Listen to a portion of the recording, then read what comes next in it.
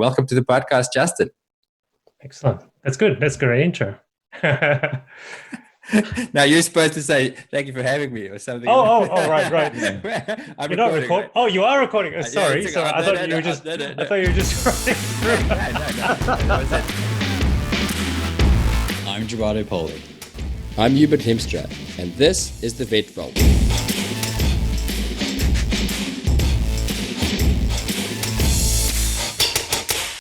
Hello, Vetvaulters. We are thrilled to welcome you to our first ever clinical episode of the Vetvault, and we're starting with a corker of an episode.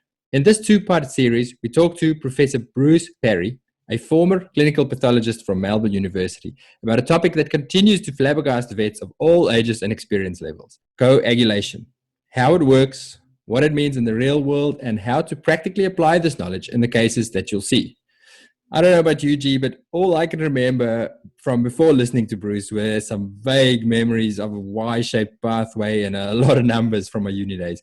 And I have a total disconnect between that knowledge and what I see and do in practice. Totally. But this talk with Professor Parry has changed that. Bruce explains coagulation in a beautifully simple and practical way that finally makes all the pieces of the puzzle fall into place. In this first episode, we cover primary coagulation. We talk everything platelets, how to pick up cases of thrombocytopaenia, pro tips to make sure you get the right answers, and common pitfalls that will lead you astray. We also look at buccal mucosal bleeding time test, how to do it, and what information it will provide. And don't forget to go check out the show notes for the episode at thevetvault.com. I've created some notes that you can refer back to at a later stage once you've forgotten all these awesome things you've listened to. And we'll do that for every clinical episode. We're also excited to introduce you to our very first sponsor on the Vetvault. This episode and this guest is brought to you by Heska, the most exciting new player in in-house diagnostics in Australia. If you haven't heard the name yet, just wait. Heska is not some backwater startup trying to flog cheap lab equipment. They have an excellent reputation globally and holds the top 3 position in pretty much every country that has a thriving vet community, like the United States, most of Europe, UK, and Australia. Heska aims to change the way you think about and run your in-house diagnostics to save you both time and money while increasing your standards of care. And best of all, you don't pay a cent for the analyzers. You only pay for the test you perform. That's it. It's that simple. Pay less, get more, no tricks. Go check them out at heska.com.au, or better yet, go to heska.com.au/vetvault to get access to a special offer that they've created exclusively to the listeners of the Vetvault, which gives you $5,000 worth of free consumables. That's heska.com.au/vetvault, and we'll tell you more about this later. Now, let's get to our guest and part 1 of a practical approach to diagnosing coagulopathy. Bruce, welcome to the podcast. Good to be here. So here we go. We're going to squeeze you with a case. Bruce, how do you tackle a bleeding dog? Not one from a cut, okay? Yeah, okay. So we're suspecting that this animal has an actual coagulopathy of some kind that's causing it to bleed. And I think it is helpful at the beginning to think of coagulation in terms of primary and secondary hemostasis, even though these two aspects of blood clotting do overlink with each other. Essentially, if you have a problem of platelets, which is the main part of primary coagulation, the type of bleeding that you get tends to be of a petechial nature and tends to be from mucous membranes and maybe into subcutaneous tissues. So that can be a help in directing your initial diagnostic path. If it's a problem of secondary hemostasis, which is more the coagulation cascade, then the pattern of bleeding tends to be more internal. So you get bleeding into body cavities such as the chest, the abdomen, and joints. And you do get overlap between the two. I'm not suggesting you don't. And that the main overlap is in the subcutaneous and ecchymotic sorts of hemorrhage. They can be a bit more difficult to figure out where to go to begin with. But broadly speaking, the pattern of hemorrhage is a good place to start. Oh, especially when you said there about the ecchymotic hemorrhages, because I've seen some primary hemostatic disorders like anemia, thrombocytopenia, and they're worse than IMHAs. Like these guys are nasty, and they turn into like massively bruised dogs that just look like secondary coagulopathies because of the degree of like bruising or bleeding into the subcutaneous hemorrhages and subcutaneous tissues. So it was really cool to hear that, because I've often wondered, they almost look like coagulation cascade issues. If you're not sure whether you might be dealing with primary or secondary hemostasis, I'm a great believer in keeping things simple, and that the simplest thing that you can do late at night is collect some blood and make a blood smear, and then stain that with Diff-Quick and look for platelets. Because if you have a bleeding disorder that's due to a thrombocytopenia, you will pick that up on a blood smear within 30 seconds of looking at that blood smear. Because a normal animal, a normal dog or cat, should have about 10 to 15 platelets per oil immersion field when you look down the microscope. So we're looking at these blood samples at 1,000 magnification, and given that a normal platelet count is around 200 to 500 by 10 to the 9 per litre, that corresponds to around 10 to 15 platelets per oil immersion field. Now, you don't get a clinical coagulopathy until you get platelet counts below about 40 or 50 by 10 to the 9 per litre. So that's 1/5 of the normal count. So if you have a severely thrombocytopenic animal where the thrombocytopenia is going to be the cause of the hemorrhage, then you're going to be seeing 2 or 3 or fewer platelets per oil field. So it's really a very simple test. But the main caveat is that it needs to be a fresh blood sample, one you've collected in the last 10 to 15 minutes, I'd suggest, as a maximum. And put it into EDTA, then make your smear. And if you see 10 platelets per field, it's not the cause of the animal's bleeding. If you see only a few, go and look at the feathered edge of the smear and check for platelet clumping. Because if you have platelet clumps or aggregates out at the feathered edge, you can assume the platelet count is adequate for hemostasis. Does it matter how big these platelet clumps are? Because you see big rafts of platelets which kind of take up a whole entire field, and then you see these tiny little clusters which are like, you can almost individually count 7 platelets. Yes. Look, it's the longer you delay making a blood smear that's going to result in the bigger platelet clumps usually. Cats, their platelets are very reactive compared to dogs. So platelet clumping is a much bigger issue in cats than it is in dogs. And then the other thing is that cats being smaller, it's harder to get a blood sample, so you're more likely to activate a few platelets. And once you start activating platelets, it doesn't matter that you put the blood sample into EDTA, they're still going to aggregate, because EDTA stops the coagulation cascade. It only slows platelet clumping. It doesn't stop it.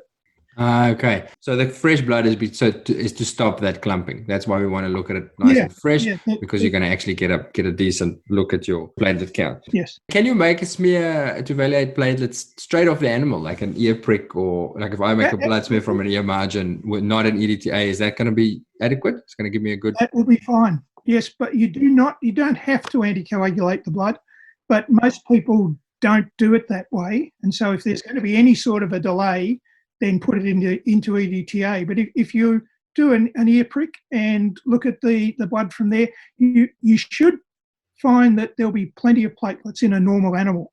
I'm just wondering, if you look at a smear that's from an EDTA sample, it looks a bit iffy, looks a bit low, but you think there might be some clumping in that feather's edge.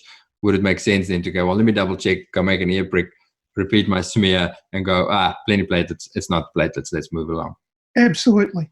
Yes, I'd recommend that when you think you've got a low count, you do verify it by, first of all, looking for the aggregates, because that's in the sample that you've already got. And if you see aggregates, you go, oh, well, it's probably going to be fine. Let's look at some other cause for this coagulopathy. But if you don't see the aggregates, then I would double check the apparent thrombocytopenia with another sample, and an ear prick would be a good way of doing it. I love that idea of an ear prick, because almost always you go back to a vein, right? And then if they're coagulopathic, you blow another vein, yay fun. And then, but I learned so much there, just straight from the, because the what we do, or at least at our hospital, because our every time we pull blood that's going to go into any kind of like, I don't know, EDA tube or whatever, we all, and PCV-TP or whatever, always what comes with it is a blood smear. Like every patient gets a blood smear every time they get an IV catheter. Whether we look at the blood smear or not, that's different, right? It could sit there for a while, sit there, never be used, but it's saved our butts so many times when it's like, oh my God, the platelet count's low. Is that real? We got a blood smear, you know? But then the other alternative is pricking a smaller vessel just to get in a bit of blood that way. So On that topic of low platelet counts on machines and that, Bruce, I want to talk about ask about the discrepancies between the machines and what you're going to see on a smear. So am I right in saying if the machine reads, so let's say you're not looking for problems and you do run some standard bloods, and the machine says platelets are normal, that's going to be normal. That's never going to lie to you. Is that right? Yes, I think as far as you can ever say something absolutely, that's a pretty absolute statement. Okay. Yes. Okay, but if it's low, then definitely go and look at a smear to say yes or no. Again, that would be my recommendation. And it's good if you've made the smear at the time you collected the sample, you can go back to it, and the blood is never going to look better than 1 minute after collection. It's actually a very good habit to get into, Gerardo. That's a good tip there. Yeah. Take the blood, and before you put it in, that last drop, smear it out. It's excellent. We're going to take a quick break to learn a bit more about our sponsor for the episode. We are committed at the vetvault to only feature sponsors and products that we think can add real value to you. And today's sponsor is no different. Then we'll get straight back to Professor Parry and more coagulation. We are speaking to Dr. Justin Chu, who is the Territory Manager for New South Wales at our sponsor for this episode, HESCA. Justin spent almost 20 years in clinical practice, including 2 years in a management role for one of the large groups of practices in Australia before taking on his new challenge. So Justin, I came across the name HESCA for the first time about 18 months ago when I was doing research for our clinic to look at the options for our in-house labs that we do. And my first thought was, who the heck is HESCA? So who the heck is HESCA? I'm glad you asked that question. HESCA was founded 30 years ago in the US. HESCA provides blood diagnostics, digital x-ray and ultrasound equipment, as well as allergy testing and treatment. Our current CEO launched the Reset subscription program to turn the business of in-house blood diagnostics on its head, right? It disrupted the current business model. So what does that look like? What is the Reset program? Yeah, the Reset program is it solves a big problem when it comes to general veterinary practice, right? Which is the barrier of entry to purchase cutting-edge, best-in-class analyzers by not having any upfront cost. You don't actually have to stump up 40 to 50 grand for analyzers. That's huge. That's huge, especially for a smaller business. It's a huge stumbling block. That's right. And when I was setting up a practice a few years ago, it was a no-brainer if I had that option. Yeah. Right. And then I can, reallocate those funds to hire someone else or to buy some other equipment. So how does the business model work for HESCA then? So we're not buying the machines. Where does HESCA generate profit from?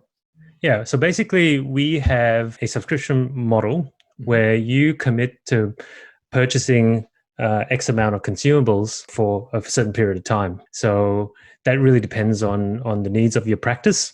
And so the idea is then that you're spending into purchasing consumables only. Yeah, we warranty the analyzers. We service the analyzers. If the analyzers actually don't work, we take on the responsibility of replacing it or repairing it. So the cynic in me thinks immediately, okay, cool. So we're not paying for the machine, but I'm going to pay for the machine in the cost of the consumables. I know it's not the fact because I've looked into this, but just give us a bit of a rundown of your price point of the consumables. Yeah, that's right. I mean, we don't actually charge you double the cost or whatever to subsidize the analyzers, right? We genuinely have a very attractive, well-priced point, and it turns out to be about 30 to 35% to our competitors. Which in a big busy clinic makes a big difference. Absolutely. And further to that, right? I mean, for budgetary considerations, we also cap the price increase year on year. In essence, it's a price protection. Okay, gotcha. So you're not going to hook us in with a 30% less price guarantee and then next year you double the price or something like That's that. right. That's right. Pay less, get more. There's no tricks to this. Yeah, that generally sounds like it. Now, I'm going to do a bit of marketing for you. You can thank me later, but we trialed the Heska machines at our clinic and we will probably get them. I'm waiting for a few things to go through. A big concern, obviously, when you look at diagnostic equipment is reliability and quality of the machines. Again, you look at a new company and I thought, well, are they going to be up to scratch? Are they going to match the quality that we have? They're lovely machines. We ran side-to-side analysis with our external labs and our current machinery. They are reliable. So no risk there. I mean, you guys have some research to back that up as well. Yeah, well, thank you for doing that. Nothing like independent research because, similarly for me, when I took on this role, I needed to do some investigation. Am I going to be promoting a product that is reliable and accurate and robust? I believe, it is. And I backed the machines. And similarly, with all the trials and demos that we've done, everyone's been happy with the results. It correlates really well with reference labs. And certainly our current customers are very happy with what they're getting. There's one thing I've got to mention.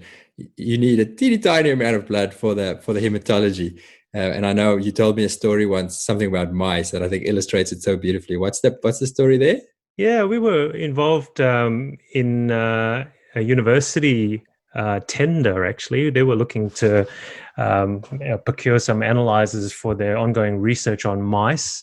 And so, I guess the practical challenge is how much blood do we need to sample to get serial results? I guess I pose this question to you. What is the blood volume of a mouse? I'm trying to think, how much does a mouse weigh? I don't know, 100 mils or no, way less. No, 50 mils. Yeah, it'd be 1.5 mils. So that's your standard, EDTA purple top tube. Right? Yeah, so if you took a standard sample from a mouse, I could just imagine the mouse turning into a little raisin at the end of your needle and you're trying to take your full. In fact, ethics board restrictions are that if you take 10% of that blood volume, which is 0.15 mils, you can't actually use that subject again for another month until it regenerates its blood again. So it came down to, what's the minimum? So in practice, our published minimum is 0.015 or 15 microliters. But in practice, it turns out to be 0.03. And based on that, we won the tender and deployed hematology analyzer to the research unit at this university. And the different teams that use it are so happy they keep, coming back and repurchasing more and more reagents, which, obviously we're thrilled about. And it just goes to show that they back our equipment as well, right? Nothing more high standard than, peer-reviewed research. They're not going to sign up to some rubbish machine that's going to give unreliable results. Justin, you have a special offer for our buyers. We mentioned it at the beginning of the episode, but what are the details there? Yeah, so if you go to our website, heska.com.au/vetvault, you will be able to, for a limited time, get a special offer valued at $5,000 when you become a Reset subscription member. Right, so all you have to do is just go to the website and give me a call, and hopefully we will add value to your practice and ultimately bring the standards of care as high as possible to your patients. So free machines at $5,000 worth of consumables. Vetvault, no, not vetvault.com. That's our website. Hesco.com.au/vetvault. I think you better get ready for the phone to start ringing, Justin. Yeah, it's basically a no-brainer, right? You know, I know if I was starting a practice at the moment who I'd be calling about my in-house lab equipment. Justin, I can't have a vet on the end of the mic and not ask one or two vet-related questions. So you made the jump from clinical practice to the industry. Was it 2 years now? 18 months? How long have you been out for? about a year now, just over a year. Just over a year. Yep. Are there things that you miss? We could all think about reasons to leave practice on some days, Yes. but are there things that Yes. that you miss? It sounds like a major cliche, but I actually do miss petting those puppies and kittens. You know, and of course, you know, once you've worked enough years and have enough experience, you know, you see them from the puppy stage, you know, to middle-aged and to the end of their life, right? So continuing that life cycle is something that I do miss. The other thing I actually miss is being able to treat the patients and get good outcomes out of it, right? Because you know very well that it's your intervention that, you know, managed to treat its problem and you know, get it out of suffering or you know, make it a happy pet. Yeah. And I guess another big thing that I miss is the flow state of surgery. Yeah. And what that I mean is, you know, having the ability and the courage to attempt a surgery that's just a bit above, you know, your skill level, and you know, get in that state where, you know, time just passes, right? Yeah. So yeah, I actually do miss that. Next time you're in Perth, I'll shove you into surgery and make you cut something. Get you back on the horse. I will you know, keep you to that promise, because yeah, I'm missing it and I want to get back into it. But you know, It's just like riding a bike, right? Justin, thank you so much for chatting to us. Thank you for getting involved in the VetVault and giving us Professor Bruce Parry. I am loving his content, and thank you for making that possible. Best Thank of you luck. for the opportunity. Thank you. So now we've got our bleeding patient, and we weren't sure from the clinical signs whether it was primary or secondary. We've done a blood smear, and it looks like we've got decent amount of platelets. So what's next? Where do we go to? It might depend on the animal you're dealing with, whether you're still convinced it's a primary hemostatic problem or not. If your conviction is that, yes, this looks like it's going to be bleeding from a mucosal surface, so it quite possibly is primary hemostasis, and it's, say, a Doberman where there's a very high rate of von Willebrand's disease, then the next thing I'd be recommending in practice is to do a buccal mucosal bleeding time, because, again, it's a very simple test that's quite cost effective. If you've got a dog with von Willebrand's disease, and it's a disease that's been reported in more than 50 different breeds of dogs around the world, so you know, it's not uncommon, which is a great clinical pathology term, I know, a not uncommon problem. A BMBT is another good sort of screening test to try, but it is not inaccurate, but you know, it's not foolproof. Yeah, rough and ready. Rough and ready. That's a good term. Rough and ready. Yeah. But if you've got a Doberman, for instance, that's got a very low von Willebrand's factor, that animal will have a prolonged buccal mucosal bleeding time. No doubt about it. Dobermans can have von Willebrand's factor values down around 10% of normal, and when they're down at that sort of level, they almost always have a long buccal mucosal bleeding time. Okay. So it's a good screening test for a really severe primary hemostatic problem. Does it have to be a standardized, like, little canister thing, a little Yeah, absolutely. There are a couple of devices on the market that you should use. You should not be using a scalpel. You make too deep an incision with a scalpel. You mightn't think you're making a deep incision, but these little devices have two blades that, when you push the trigger, they spin out of the device and make a really shallow nick in the mucosal surface. So it's very standardized, and so it's reasonably accurate. And normal buccal mucosal bleeding times now, I should have checked this before tonight, but somewhere around 1 to 4 minutes. Look it up in the textbooks. A dog with severe von Willebrand's disease will have a value that's probably around 6, 7, 8 minutes. Okay. And if you're lucky enough to get a Scottish Terrier with von Willebrand's disease, they have a total absence of von Willebrand's factor, and those dogs have BMBTs of over 30 minutes. Why do you say lucky enough? You mean unlucky enough to get That doesn't sound like a lucky thing. It's not very lucky. It's one of those things. I was the proud owner of a Scottish Terrier with von Willebrand's disease several years ago. And it's a good example of this dog was about a year of age when he presented. He'd had several bouts of bleeding when he was getting his adult teeth and that sort of thing. So it was the classic mucosal sort of hemorrhage. But it's not that he would bleed to death. It was just he bled excessively.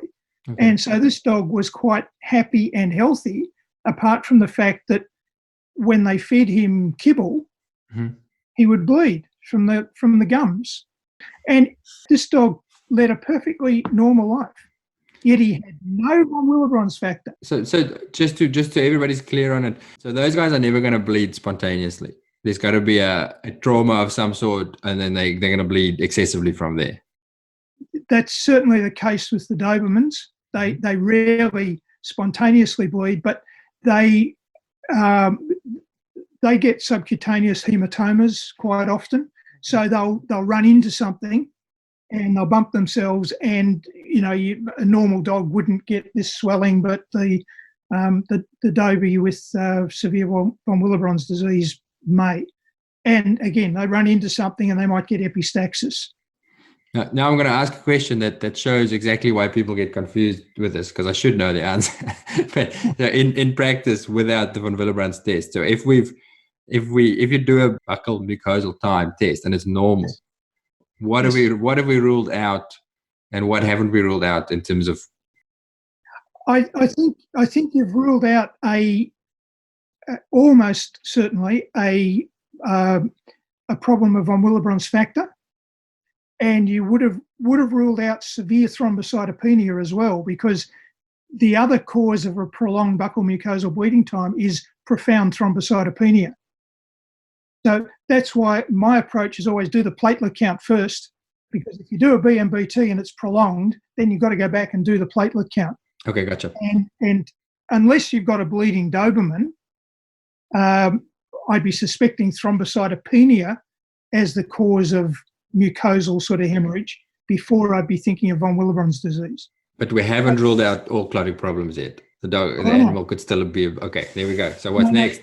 The BMBT can be prolonged essentially by 4 things: severe thrombocytopenia, von Willebrand's disease, then a platelet function disorder, but they are, as a congenital problem, quite rare, and as an acquired problem, they're usually very mild. Some of the non-steroidal anti-inflammatory drugs can cause a slightly prolonged BMBT, but they don't usually cause a clinical coagulopathy. Yes, these things will prolong something like a buccal mucosal bleeding time, but not to the point of being clinically apparent. And the last thing that theoretically can prolong the BMBT is a collagen disorder, but they're so rare, so I think you can forget them right at the beginning. Okay. And thrombocytopathies you can pretty well eliminate. So you've got 2 main causes, and that's von Willebrand's disease and thrombocytopenia. Excellent. Bruce, we got to go back to thrombocytopenia. The most common cause, and what proportion of it would be most commonly, if that makes sense. Like, I think that the most common cause is immune-mediated thrombocytopenia. Without a doubt. So it's usually in an older animal, not a young animal, because they don't tend to occur until the animals are middle-aged. But yeah, immune-mediated thrombocytopenia is the most common. The other thing I'd say about that is that in terms of a cause of thrombocytopenia, bleeding is probably never going to be the cause of thrombocytopenia. Bleeding causes anemia, but it in my experience, and I think probably everybody's experience, it never causes leukopenia. Your white cell count's always normal, and your platelet count, while it may be decreased, it will never be so low that it's going to be seen as the cause of the bleeding. Okay, so you could get a PCV of what, 0.12 or 0.15 litre per litre, and your platelet count's probably going to be no less than 100 by 10 to the 9 per litre. And you need to have a platelet count that's lower than about 40 before you're going to get a bleeding tendency. And it needs to be down around 10 before you get spontaneous hemorrhage. I think that's an important thing to think of. And the other thing is, if you're just talking about thrombocytopenia as a finding, there are other causes of thrombocytopenia.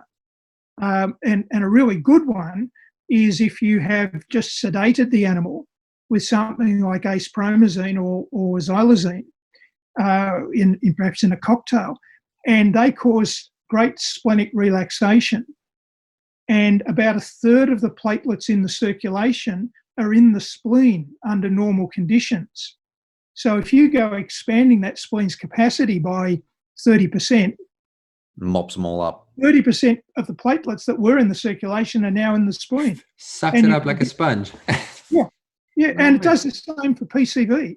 If you look at an animal's PCV after you've sedated it with ACE or xylazine, its PCV can be 0.15. It's not anemic. It's just the spleen has, as you said, acted like a sponge, and there are many more red cells in the spleen at that time. So you've got to be very careful when you collect blood samples, and what you might have done to the animal before you collected the blood sample. That's a good one for going down a rabbit hole thinking maybe it is thrombocytopenic when it was only mildly so. And another one that you'll find in the textbooks that I don't think is all that important or common, but when you use a modified live virus vaccine, particularly with distemper virus in it, you do get a thrombocytopenia about, I think it's 2 days to 10 days after vaccination, because the platelets are removed from the circulation, and there is a bit of a thrombocytopenia, but it's not low enough to ever cause a coagulopathy. Yet the recommendation has been for many, many years, don't do elective surgery on an animal for 1 to 2 weeks after vaccination. And that was the reason, because they will be somewhat thrombocytopenic. Oh, see, those are the kind of tips I love. I don't think I've ever heard that. Well, what's the mechanism? Why does it go thrombocytopenic after the vaccine?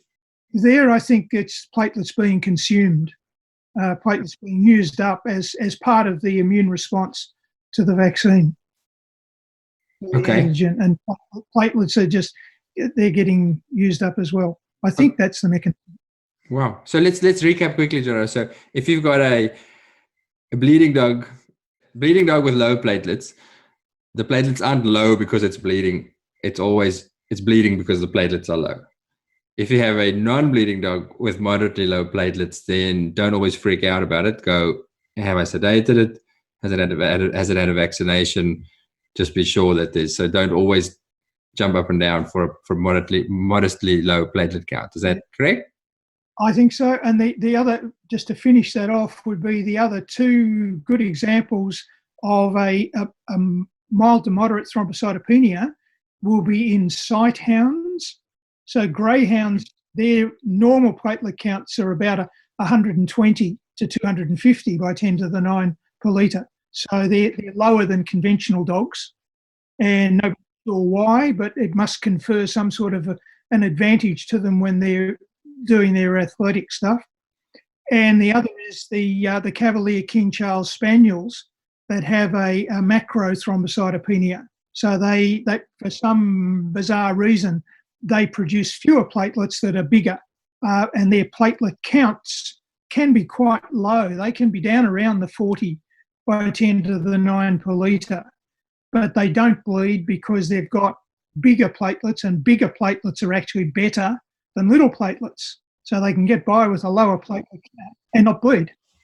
Awesome. That's just to throw another curveball in there. That's excellent. Then the other thing, just thinking about platelets one little bit more, when you're looking at your blood smear, if you have an animal that is genuinely thrombocytopenic and got quite a low platelet count, so we're talking down around the 10 to 20 by 10 to the 9 per litre, so you're only seeing 1 or 2 platelets every second field.